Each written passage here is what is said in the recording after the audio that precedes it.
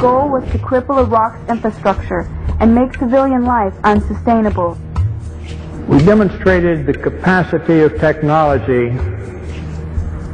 to cripple a country without ever setting foot on it in the Persian Gulf.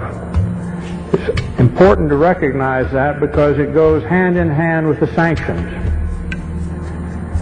When we merely say that we flew 110,000 aerial sorties in 42 days, one every 30 seconds on the average, 24 hours a day, we ignore what we really did.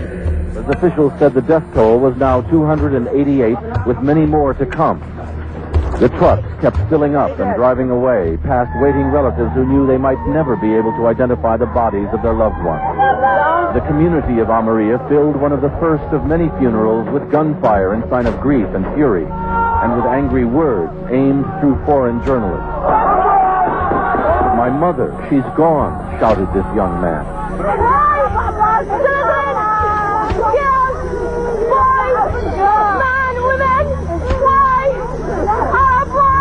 This woman asked, "Could not all your modern technology tell you that there were children and women here?" Bill Blakemore, ABC News, in the Almeria district of Baghdad. We destroyed every silo for grain or anything else storing food in the whole country.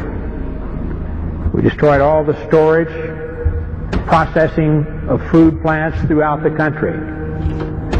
Even dates, the world's biggest exporter of dates. Famous processing and packaging plants in Baghdad, deliberately destroyed. We didn't want them to be able to feed themselves for a long, long time. We're all aware of the famous little powdered milk plant.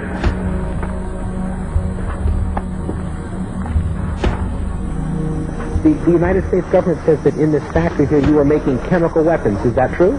No, that's not true. They are lies. Because this is milk for children. This powder, milk of children. Nothing else was made? Only this in the factory? Yes, and you can see it yourself. With the only factory in the Middle East to produce powdered milk, they were producing about 17% of their powdered milk requirements. We destroyed that, cut off all the milk. The malnutrition of the mothers immediately jeopardized all of the infants. 70% of the pregnant women, even today in Iraq, suffer anemia.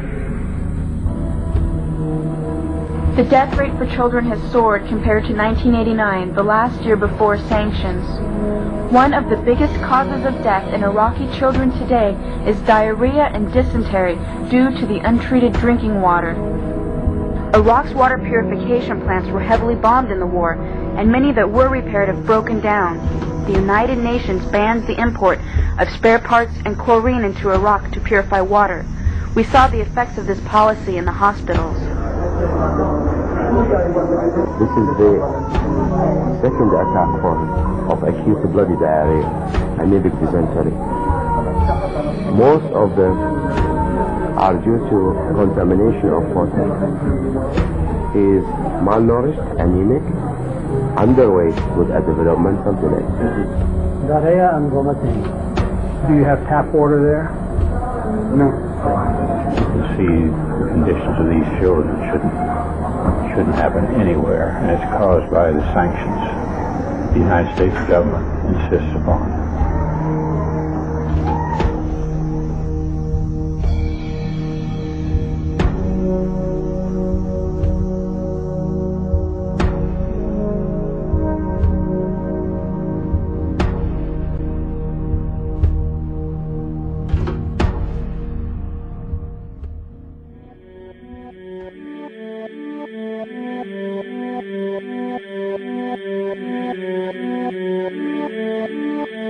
The daily life we perceive with our five senses is not reality. Quantum physics has shown that space and time are illusions of perception. Therefore, our bodies cannot truly be a reality if they occupy this space. Ernest Rutherford performed an experiment in Manchester that revealed to him the shape of the interior of an atom. Scientists were shocked to discover that the atom is almost entirely empty space. The question then became, how could this empty atom possibly make the solid world around us. Our true consciousness does not exist in our brains or in our bodies. But this illusion of our individual bodies, along with the misinformation of our true origins, has manifested the idea that we all think independently from one another. With this misunderstanding, it would seem impossible to scientifically explain telepathy, clairvoyance, spiritual mediums, and other phenomena dealing with transferring information between sources without physical means of communication. But when you understand that there is a common spiritual bond between all things in the universe, and that we are all part of one divine intelligence, no phenomena is unexplainable. This simple understanding fills all the holes in modern religions. It explains reincarnation, déjà vu, predictions of the future, and literally every event, occurrence, or anomaly ever experienced. The blank matter within the most basic building blocks of perceivable existence is malleable and molded by intent. This means that consciousness shapes our reality. This seems difficult to accept for most, and it is quite understandable. In modern times, we are taught from an early age how to think rationally and tangibly. This is a very left-brain method of education, and it has more harmful effects than it's given credit for. The left brain deals with logic, details, facts, patterns, practicality, science, and math, as the right brain deals with feeling, intuition, symbols, images, risk-taking, philosophy, and religion. With a deliberate push for government-controlled educational curriculums, generation after generation of the youth are being taught to focus only on the facts, figures, and numbers. Repetition is used to train children subconsciously to accept what they're learning. Children aren't rewarded for questioning the validity of the information they receive. They are ridiculed. However, the children who blindly accept the information as true and merely regurgitate the information on command when it is time to take a test, those children go on to become the decision makers in our government, law, medicine, business, and every other occupation with power and prestige. The most detrimental effect of being pushed away from holistic thinking with the full brain into a strictly left brain thought is what is known as the suppression of the feminine. Every male and female have both feminine and masculine qualities. It has nothing to do with man or woman. These are represented by the left and right brain, yin and yang, black and white, light and dark, and most every other duality. Both are vital to our spiritual and physical health. In ancient Egypt, the female was the rightful heir to the throne. The male she chose to marry became pharaoh. This depicted the goddess tradition that has been destroyed to make way for a patriarchal, male-dominated society we see enforced in every major denomination. In suppressing the feminine of every society and pushing the people to strictly left-brain thinking, the natural ability for humanity to feel earthly, cosmic, and personal energy became lost. Traditions that were passed on through shamans, witch doctors, magicians, psychics, and seers of all kind became outlawed and ridiculed and given a stigma of something out of a Hollywood movie.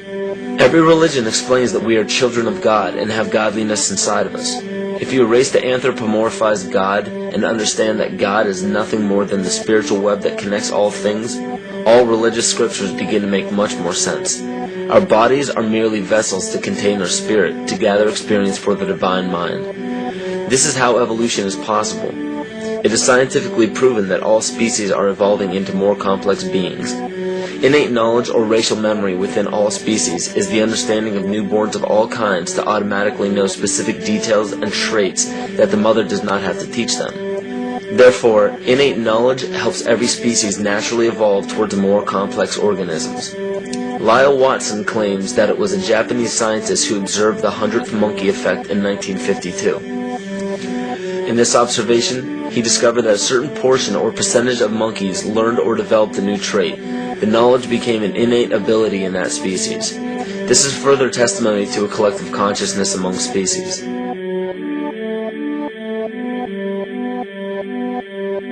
Everything in existence has a natural vibration to it, from our atoms all the way to the vastness of the universe. To show a simple connection between the earth and our bodies, take a look at our body's harmonic focal points, better known as our chakras. Just as there are harmonic focal points on the guitar string, there are locations within our body where our vibrations culminate. In Eastern philosophies, these 7 chakras are used to bring health and balance to the physical and spiritual body.